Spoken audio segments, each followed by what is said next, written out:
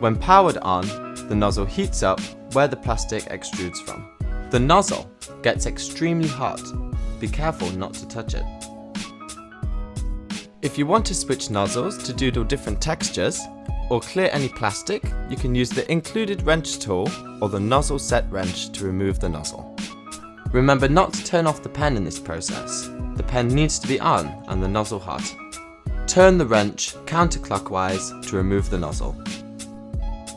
Be careful, as the nozzle will stay hot for a couple of minutes.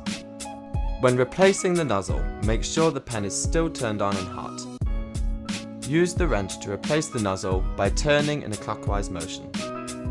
Do not over-tighten, as this can permanently damage the pen. Once the nozzle is secure, you can start doodling.